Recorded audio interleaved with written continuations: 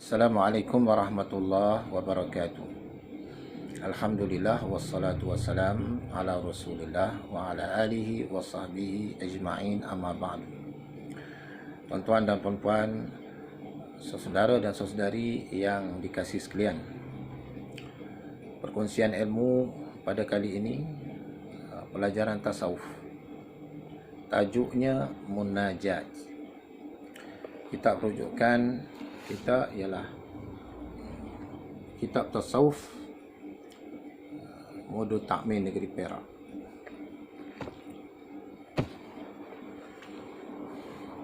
Saudara yang dikasihi sekalian, apakah maksud munajat?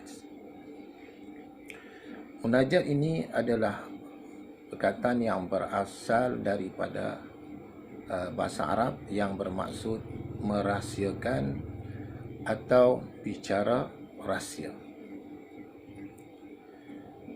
Sementara di dalam amalan Islam, munajat berarti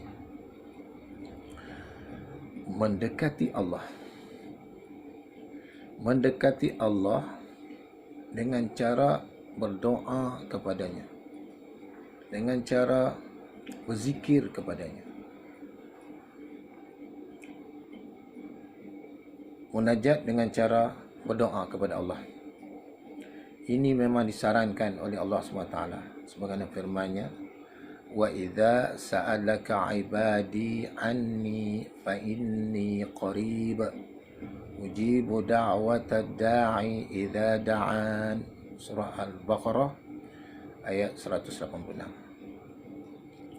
Dan apabila hamba-hambaku bertanya kepada engkau, wahai Muhammad, tentang aku, beritahulah kepada mereka, sesungguhnya aku hampir kepada mereka.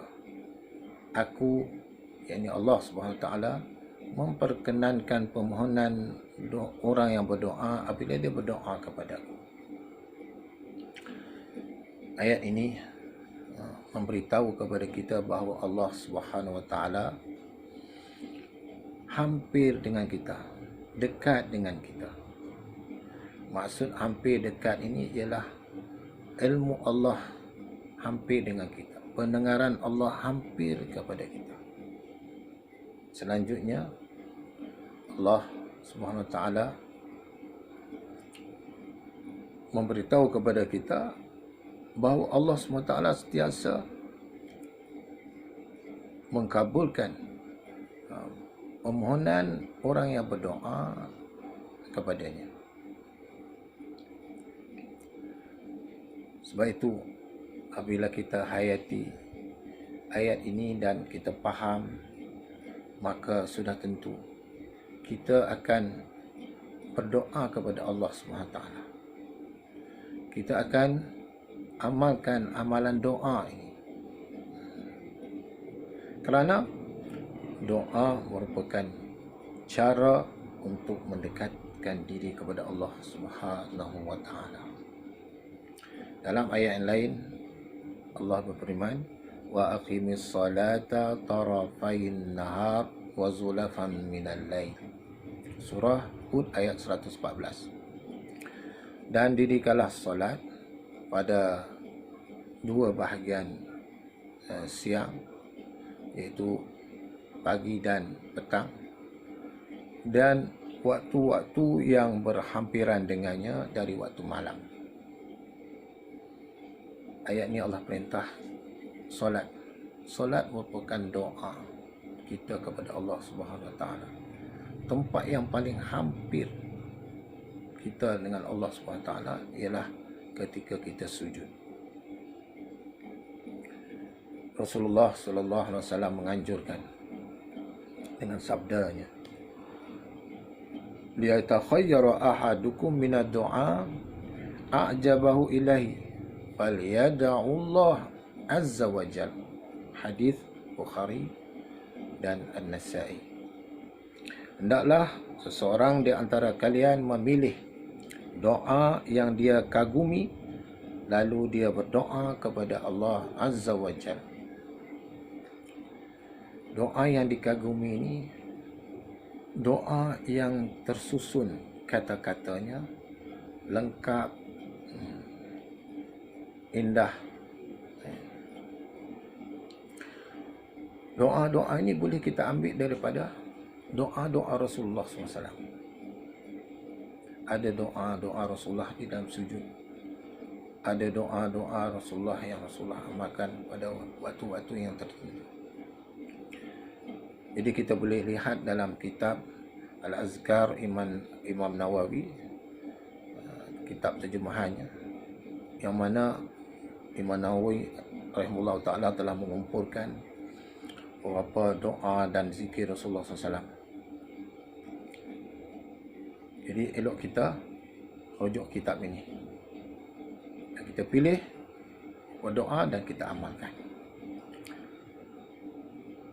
Kemudiannya, saudara-saudari yang dikasihi sekalian, munajat dengan cara zikir pada Allah Subhanahu Wa Taala. Ini dianjurkan oleh Allah Subhanahu Wa Taala dengan firman-Nya, "Fadhkuruni azkurkum."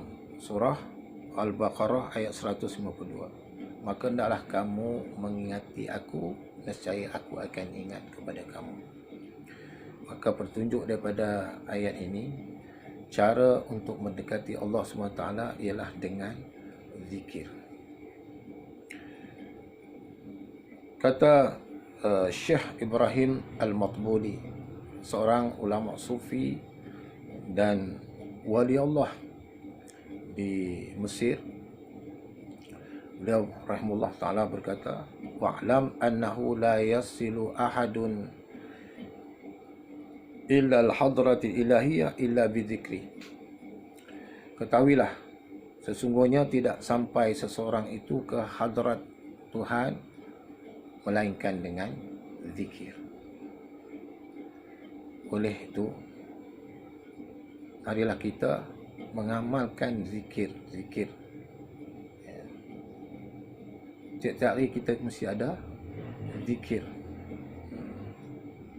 Waktu pagi ke waktu petang, mesti kita amalkan zikir.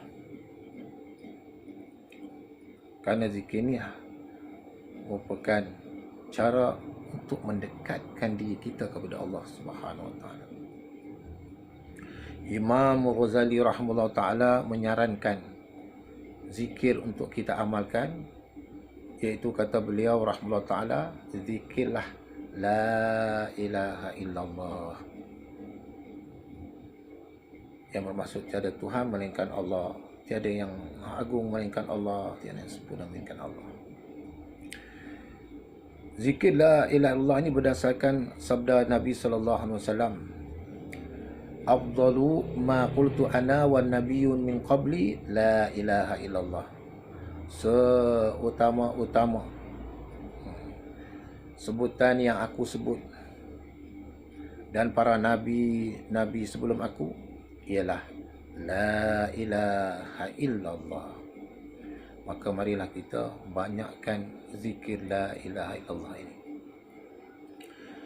Walau bagaimanapun, munajat kita tidak akan berkesan atau tidak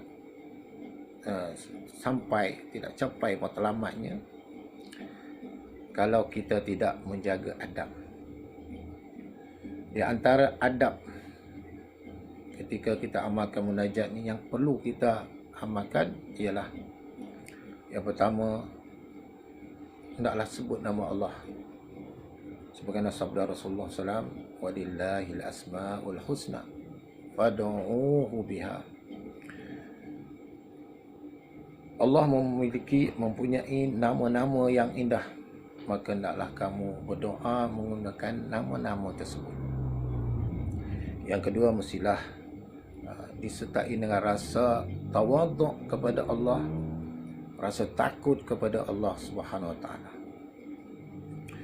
Yang ketiga, tidak mengeraskan suara, jangan menyerit.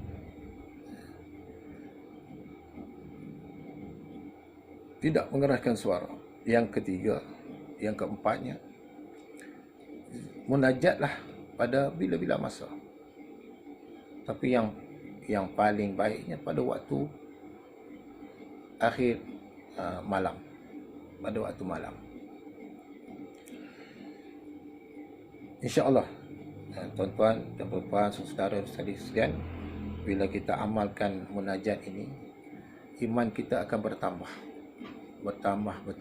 dan rasa takut kita dan cinta kita kepada Allah akan bertambah. Mudah-mudahan Allah SWT memberi taufik kepada kita untuk mengamalkannya. Sekian, Assalamualaikum warahmatullahi wabarakatuh.